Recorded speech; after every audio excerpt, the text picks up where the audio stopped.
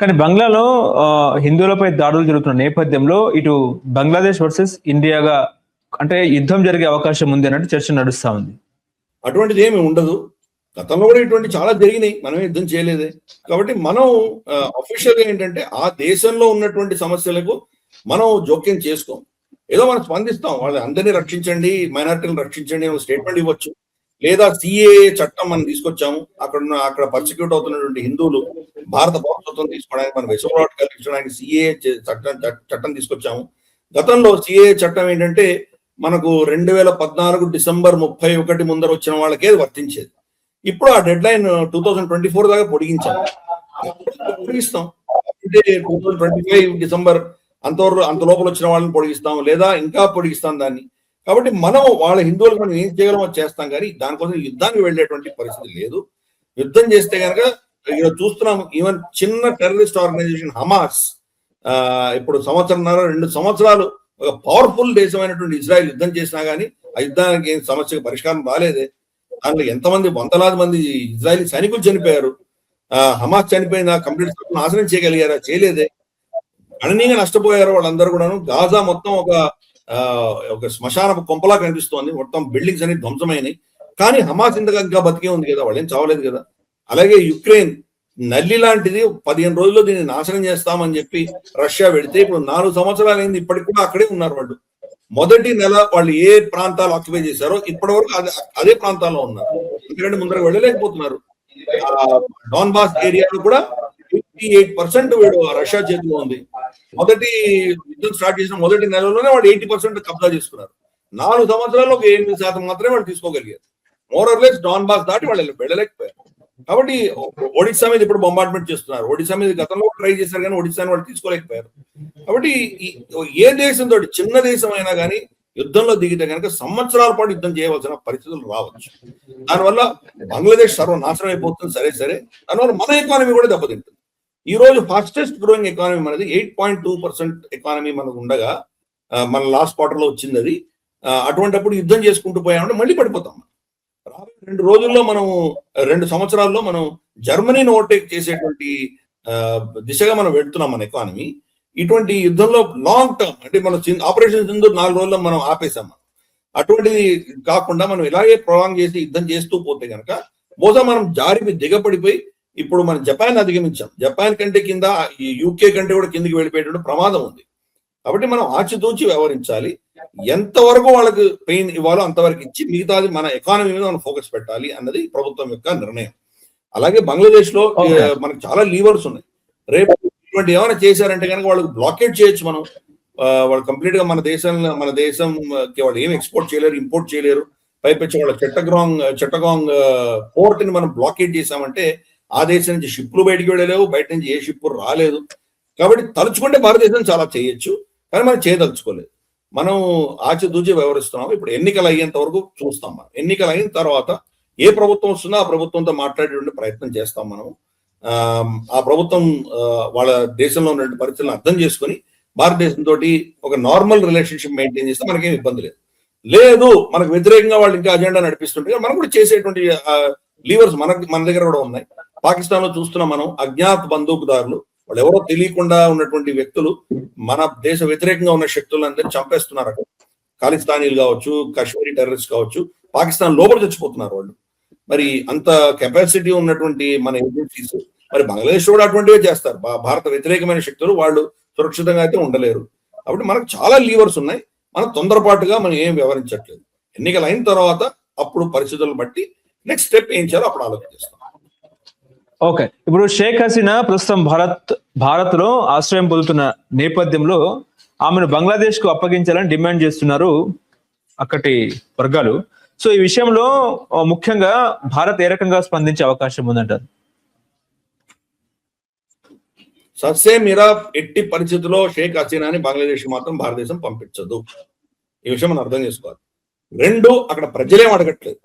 ఒక కంగారు కోర్టుని ఆయన మొహమ్మద్ యూనిస్ ఒకటి పెట్టి కోర్టుని, ఆ కోర్టుకి ఏమి విలువ లేదు, దానికి ఏమి పెద్ద శక్తి లేదు. అటువంటిది ఒక టెంపరీగా ఒక కోర్టుని తయారు చేసి వాళ్ళు ఏకపక్షంగా ఈ నిర్ణయం తీసి ఆవిడని ఉరి తీయాలని చెప్పి ఆవిడని ఎక్స్ట్రాడేట్ చేయమని వాళ్ళు డెసిషన్ ఇచ్చారు. బంగ్లాదేశ్ కి భారతదేశానికి ఇద్దరి మధ్యలో ఎక్స్ట్రడిషన్ ట్రీటీ ఉంది.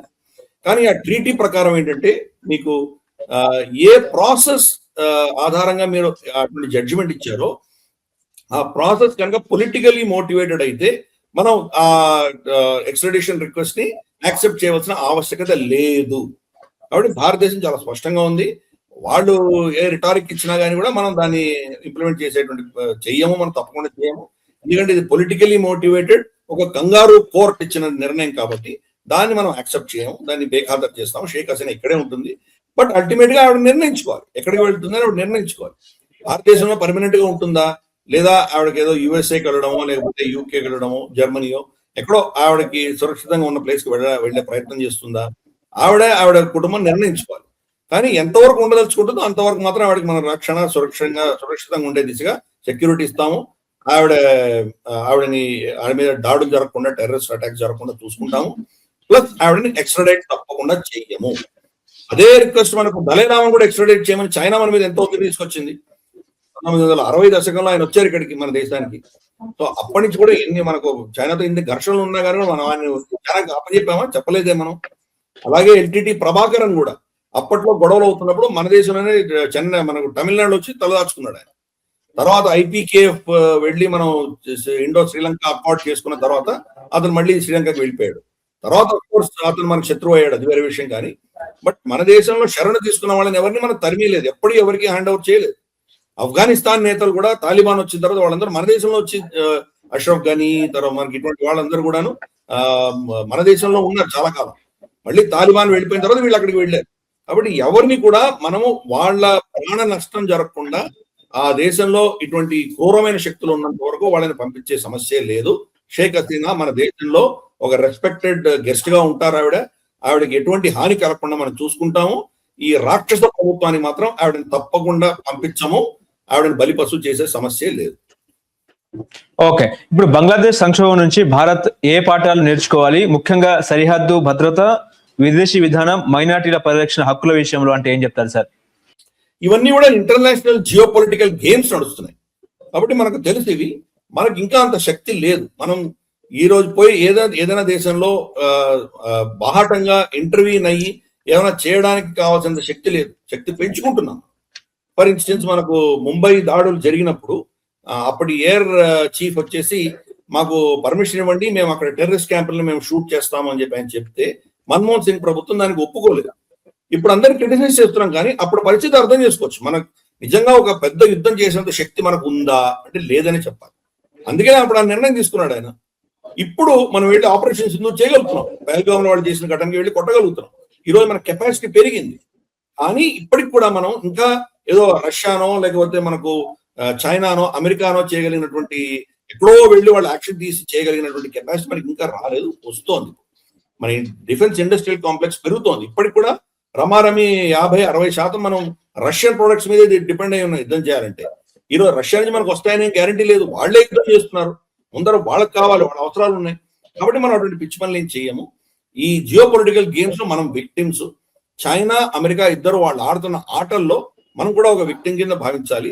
మనకు తెలుసు ఇక్కడ ఏం జరుగుతుందో, మనం చేయగలిగింది చాలా లిమిటెడ్. అందుకనే మనం ఆచితూచి వ్యవహరిస్తున్నాము, హుందాగా ప్రవర్తిస్తున్నాం. రాబోయే రోజులు will see what happens.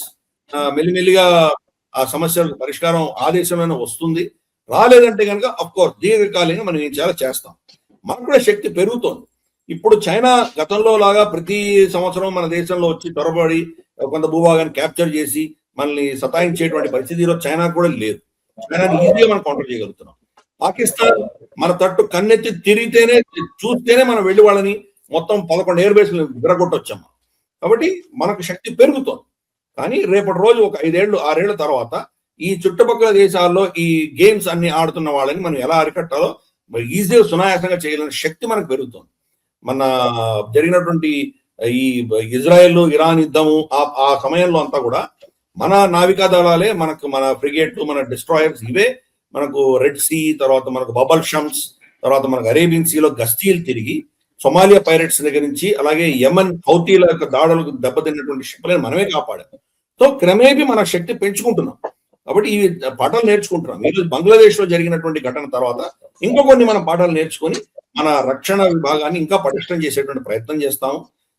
Precision bombers మన దగ్గర చాలా ఉన్నాయి. అలాగే గతంలో మనం ఓన్లీ ఓవర్ట్ ఆపరేషన్ చేసేవాళ్ళం, యుద్ధం చేసేవాళ్ళం, బాలాకోటో, సర్జికల్ స్ట్రైక్స్, ఆపరేషన్ సింధూర్ ఇటువంటివి చేస్తున్నాం.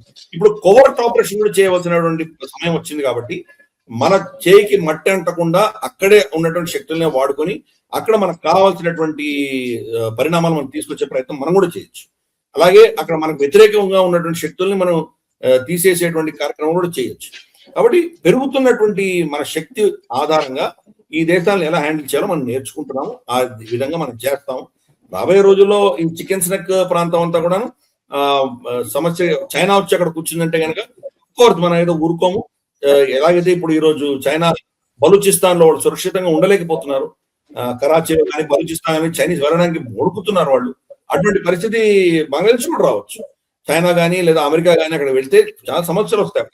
అమెరికా వాళ్ళ క్రాక్ కమాండోస్ బెటాలియన్ ఒకటి స్పెషలైజ్డ్ టీమ్ చట్టగాంకి వచ్చారు వాళ్ళు.